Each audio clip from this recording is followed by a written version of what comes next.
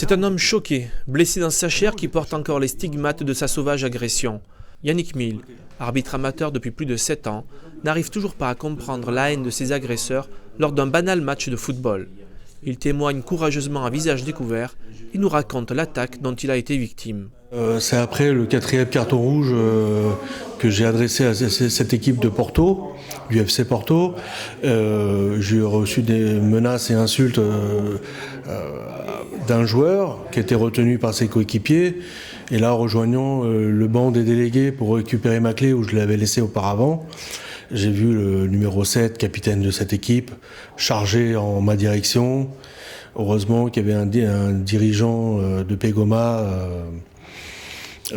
s'interposant entre lui et moi, et lui a tout pris ce choc. Et moi, j'ai pu m'esquiver sur le côté et j'ai reçu la charge du numéro 8 de cette équipe de Porto qui m'a adressé plusieurs coups de poing, m'a mis à terre et m'a assommé de coups de pied ainsi que ses coéquipiers. Par la suite, j'ai eu cette vivacité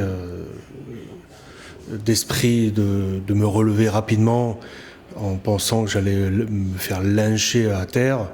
Pourquoi en vouloir à ma peau, comme ça a été dit et prononcé par 2 joueurs, et on aura ta peau, tu paieras pour les autres. Je trouve ça un peu grave et ça m'a choqué.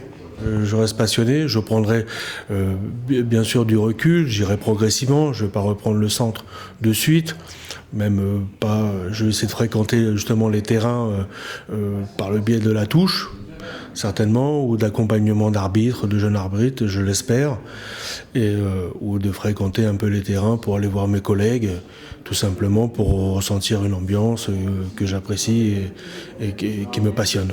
Avec le recul de cette rencontre, ils n'avaient pas d'encadrement, ils n'avaient pas de dirigeants pour diriger cette équipe. Cette équipe était livrée à eux-mêmes. Et donc, il suffit qu'il y ait un problème chez un individu qui engendre les autres ou qui emmène les autres crescendo dans la haine ou je ne sais pas, honnêtement. Mais je pense qu'il y a un grand manque d'encadrement et ça, c'est important dans le football à l'heure actuelle. Alors, on a pensé à toi.